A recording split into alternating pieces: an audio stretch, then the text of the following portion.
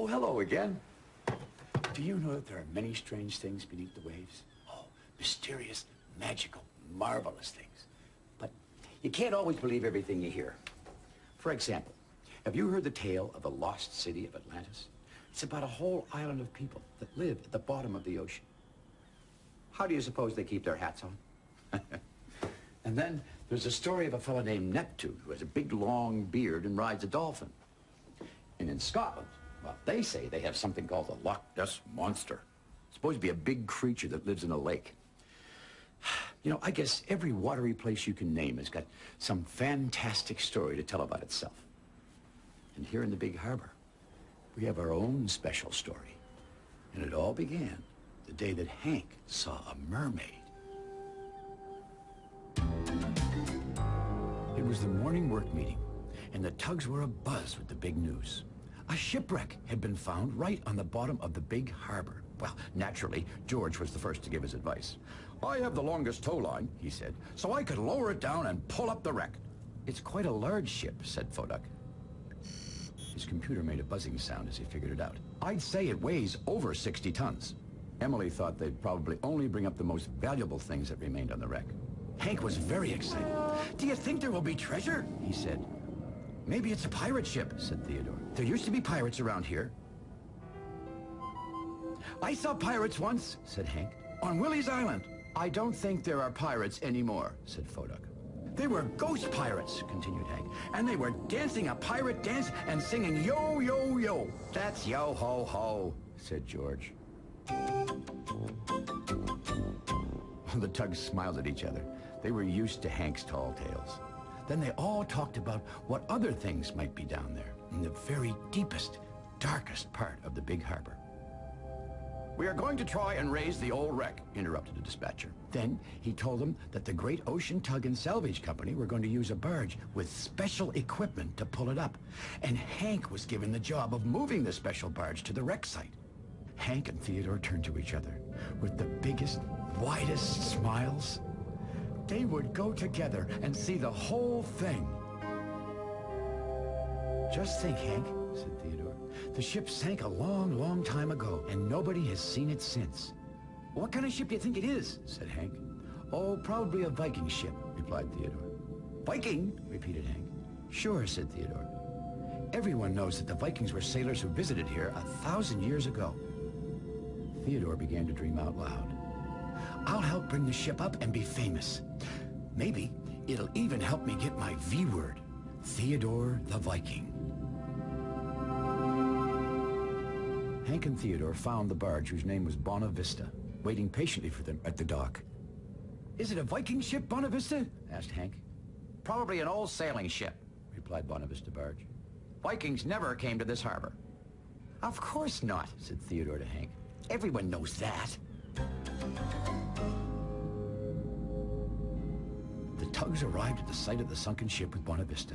They were looking forward to helping out and being the first to see the old wreck. But Bonavista said that she could handle the job just fine. She thanked the tugs, and they turned and headed sadly for home. That night, a storm was blowing in, and the tugs couldn't sleep. They were all thinking about the shipwreck.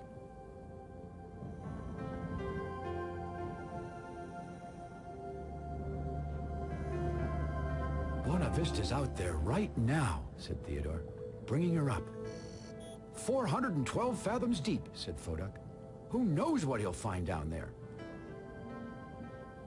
Emily remembered a tale about a giant octopus who lived in a deep, dark hole in the bottom of the ocean. George had heard stories of strange fish all covered with electric lights like Christmas trees, but flat as pancakes with eyes attached to long strings of spaghetti.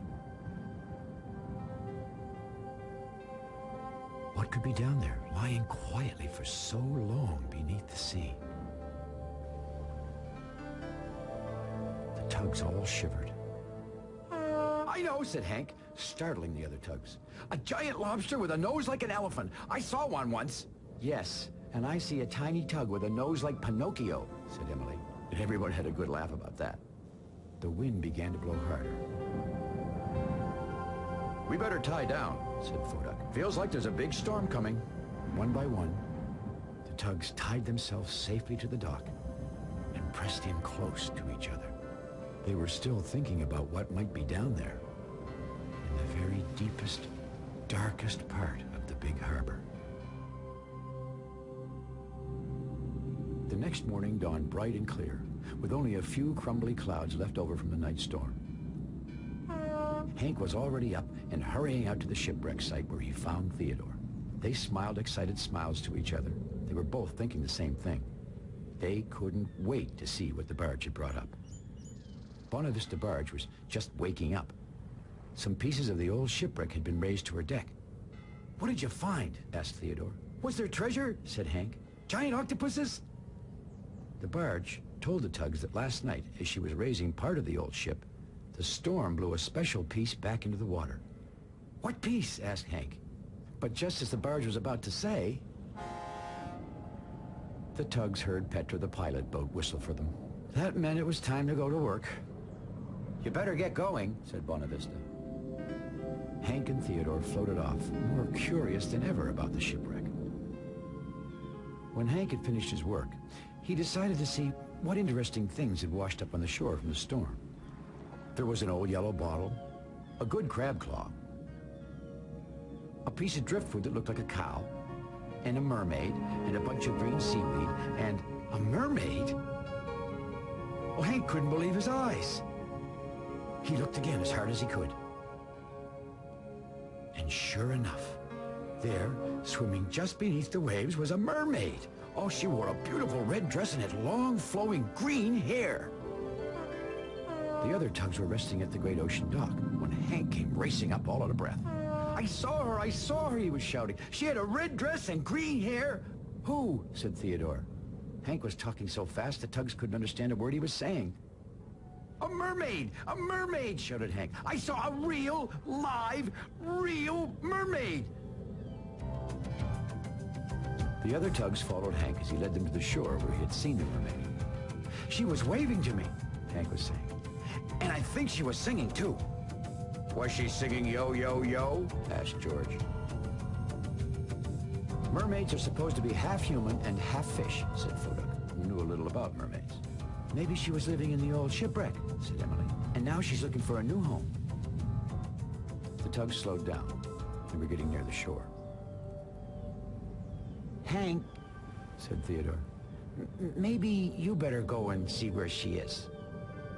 Hank set out for the shore, alone. His anchor was rattling just a little. He hoped his mermaid was friendly. But when he arrived at the place he had seen the mermaid, she was gone.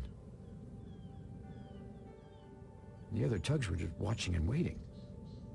Finally, they floated over. "She was right here," said Hank. "I saw her." "She probably went dancing with the ghost pirates," said George. "Hank, you're always telling stories," said Theodore, and he set off for home.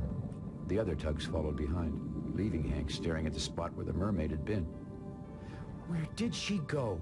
he said to himself. "I know I saw her." Finally, Hank turned for home as well. Then, he slowly turned back towards the shore. And there was the mermaid. "Hey, everybody!" shouted Hank to the tugs. The mermaid came back!" But the tugs continued on their way, for no one believed Hank anymore. When Hank turned back to the mermaid, she was gone again. Now that was the strangest thing, he thought. Hank drifted along, saying to himself, "I know I saw her. I know I saw her." Just then, a quiet voice startled him. "Hello, Hank." But it wasn't a mermaid. It was Bonavista barge. Hank had drifted all the way to the shipwreck site. "How do you like these old ship pieces?" said Bonavista. More pieces of the old shipwreck had been raised. They were sitting proudly on Bonavista's deck. "Great," said Hank, hardly glancing at the marvelous sight. "I'm still missing that important piece the storm blew overboard," said Bonavista. "It's a wooden statue that goes right up front. It's called a figurehead. It looks like a lady." Hank still wasn't paying attention. "What's the matter?" said Bonavista. "Oh, nothing," replied Hank. Bonavista called Hank's name again. She wanted to know if Hank had seen anything strange floating in the water.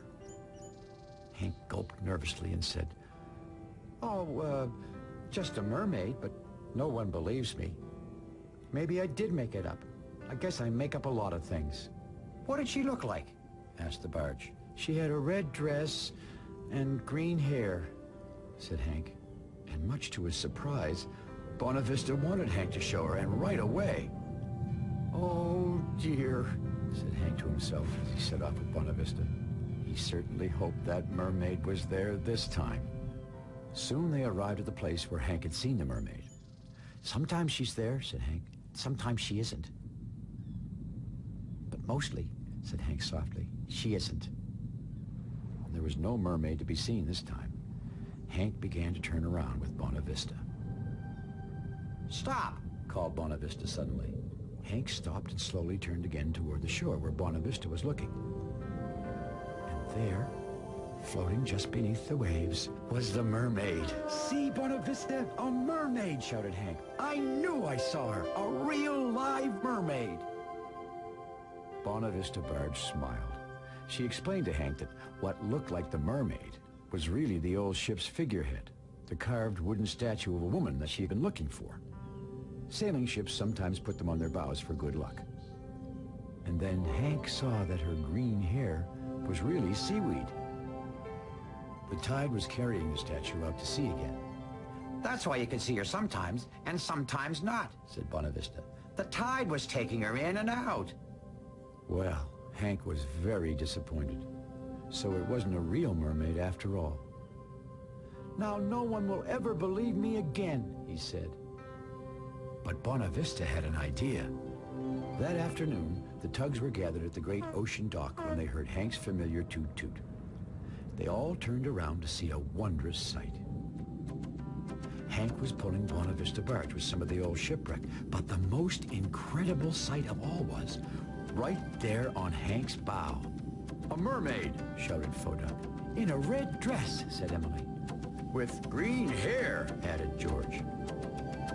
"Hank was right all along," said Theodore. The tugboats formed a grand parade behind Hank and the Mermaid as they made their way into the harbor, tooting their horns all the while. And what a sight that was. And they all heard Hank singing, "Yo, yo, yo."